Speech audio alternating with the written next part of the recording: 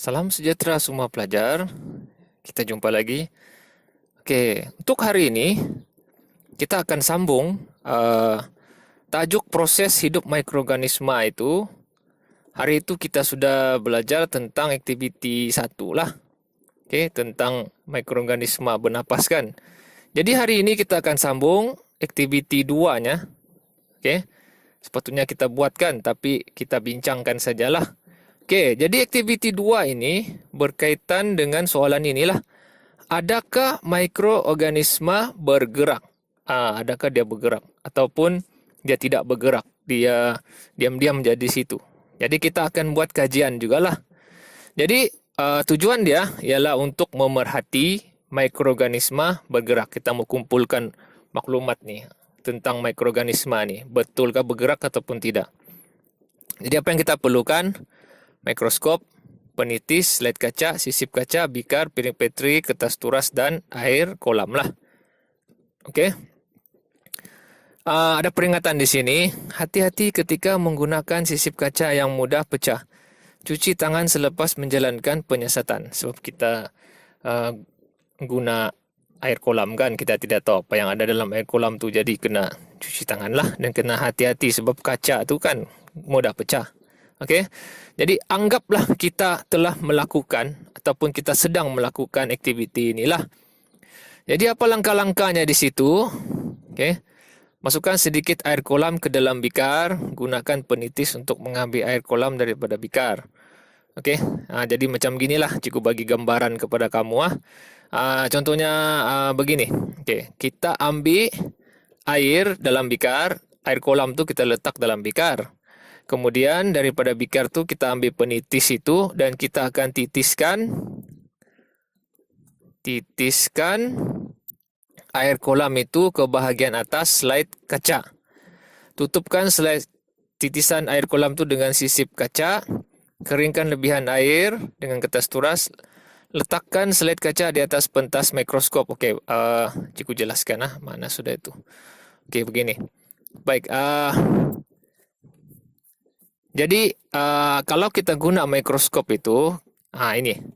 Okey, jadi dia bilang kita ambil dari guna penitis tu kita titis di atas slide kaca. Ini slide kaca. Okey. Kemudian kita tutup dengan sisip kaca. Ini sisip kaca lah. Okey, dia tutup sampel air tu yang dari penitis tu. Kemudian kalau ada lebihan air kita lap dengan kertas turas. Okey, itu arahan dia lah. Kemudian apa dia cakap?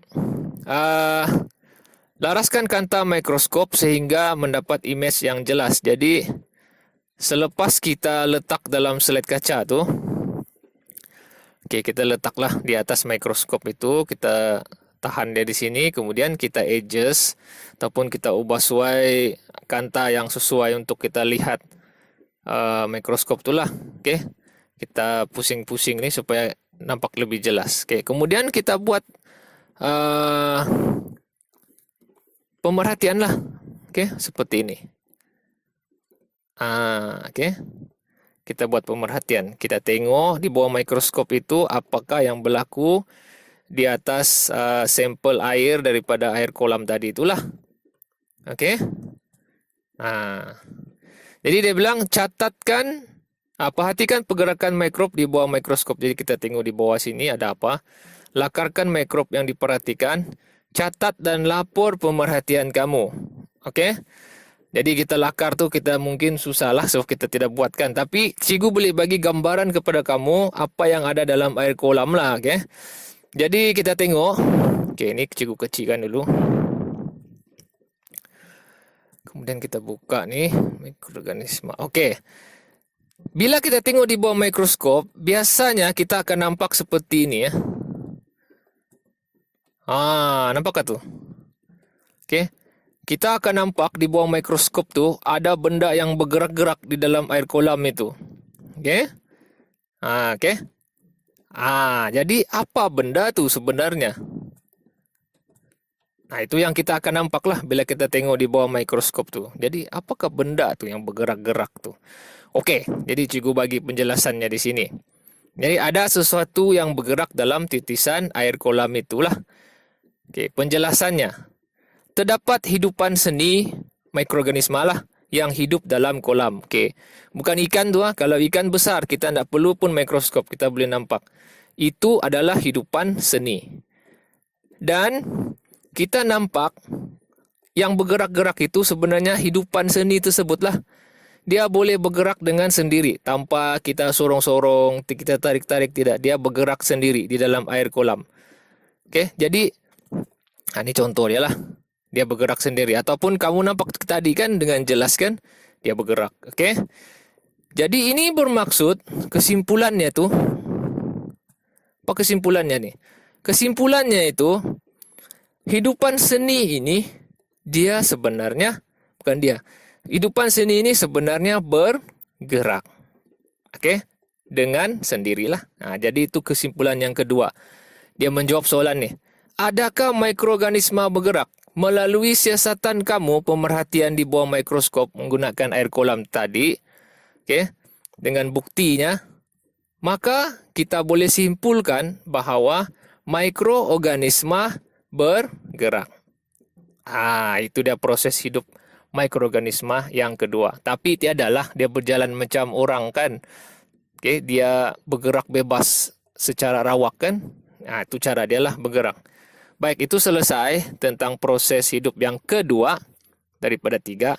Okey, seterusnya proses hidup yang ketiga ini, dan melalui aktiviti 3 lah kita akan cari jawapannya. Dan di situ ada soalan, adakah mikroorganisma ini bertumbuh? Okey. Adakah mikroorganisma ini bertumbuh? Maksudnya dia pandai membesarkah? Dia pandai jadi banyakkah? Ataupun satu-satulah. Jadi kita akan buktikan, ini tujuan dia, membuktikan kulapuk bertumbuh. Okey, apa itu kulapuk? Kulapuk ialah tompok-tompok kulat. Okey. Yang ada di roti-roti paun tu kan, bread tu. Okey. Kalau lama kamu biarkan, kalau dia expired ataupun sampai masa tarik luput sudah, dia akan ada yang macam hitam-hitam di atas tu kan, macam kamu bilang berkulat tu. Itu sebenarnya kulapuk lah tu. Okey. Jadi kita mau buktikan adakah mikroorganisma ini bertumbuh. Jadi kita guna plastik lut sinar, penyembur air, roti dan air lah. Jadi langkah-langkah dia, kita ambil 3 roti A, B, C, kemudian kita sembur. A kita sembur 1 kali, B kita sembur 2 kali. Sembur dengan apa? Sembur dengan air lah. C kita sembur 3 kali. Okey. Tipsnya di sini, gunakan 3 keping roti dari sebungkus roti yang sama. Jangan buka plastik semasa membuat pemerhatian dan pengukuran. Okey, plastik tu kan. Lepas kita sembur ni, kita akan simpan dalam plastik. Okey. Baik, anggaplah kita sudah buat, kita sembur, kita buat sudah, kita masuk dalam plastik lah. Masukkan setiap roti ke dalam plastik lut sinar. Okey, kita sudah kasih masuk dan kita labelkan. Okey. Buat pemerhatian ke atas roti A, roti B dan roti C selama seminggu. Jadi lepas kita masukkan dalam plastik ni, kita biarkan 1 minggu lah. Dan rekodkan perubahan saiz dan warna kulapuk pada roti tersebut. Bincangkan pemerhatian kamu bersama-sama dengan rakan. Jadi anggaplah sudah 1 minggu sampai sudah masanya. Okey, kecilkan dulu. Baik. Jadi di sini. Okey. Ini dari tadi itulah muka surat 28 tu, yang inilah nih. Okey.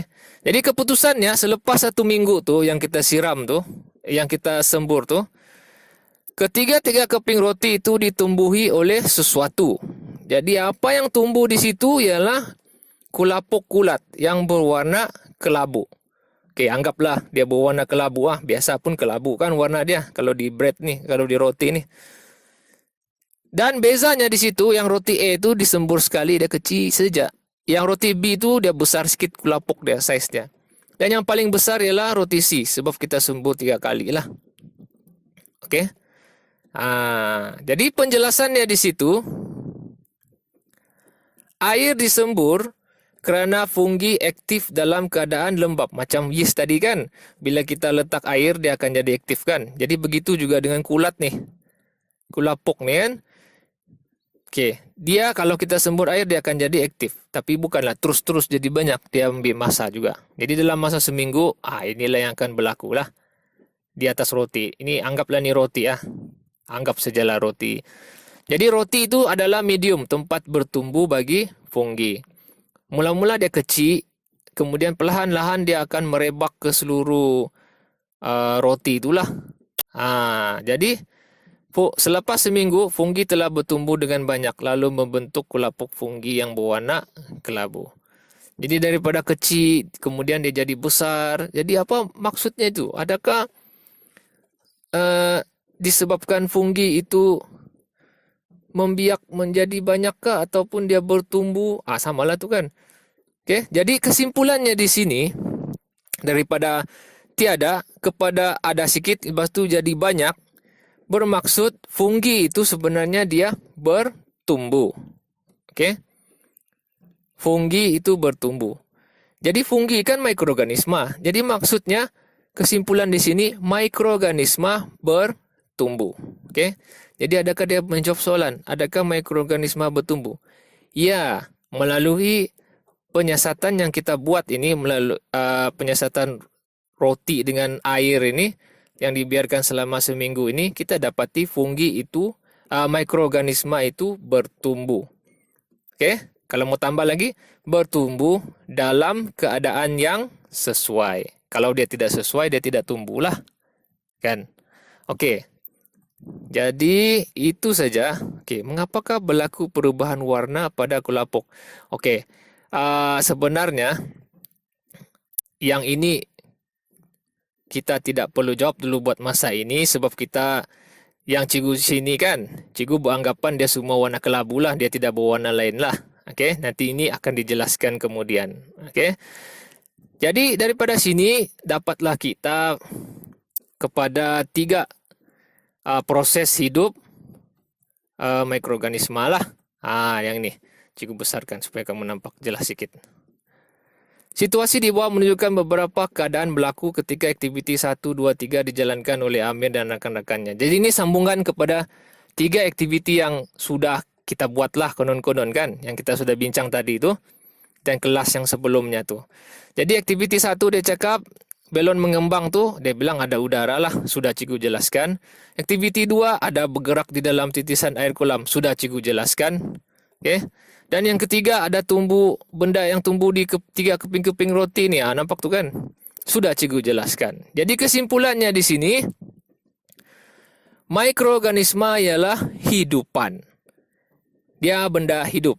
Sebab mikroorganisma seperti fungi, protozoa, alga, bakteria ini menjalankan proses hidup seperti benda hidup yang lain. Contohnya bernapas, bergerak dan bertumbuh. Itu dia poin perkara yang penting lah untuk ketiga-tiga aktiviti itu. Itu menunjukkan bahwa mikroorganisma adalah benda hidup, adalah hidupan. Kenapa? Sebab dia melakukan proses hidup. Walaupun tidak sama seperti manusia proses hidupnya, tapi pada dasarnya, pada asasnya dia sama. Bernapas, bergerak, bertumbuh. Oke? Cuma bezanya di sini, kebanyakan mikroorganisma ini kita tidak dapat lihat dengan mata kasar. Biasanya kita akan lihat menggunakan mikroskop ataupun mikroskop elektron yang lebih berkuasa tinggi lah. Oke. Jadi sebelum kita akhiri kelas kita ini, ada kuis ini kan. Antara berikut yang manakah mikroorganisma membuat makanannya sendiri melalui fotosintesis? Jawapannya ialah alga. Oke. Jadi sampai di sini saja kelas kita. Jadi cikgu harap kamu pahamlah apa yang cikgu ajar nih. Oke, selamat belajar.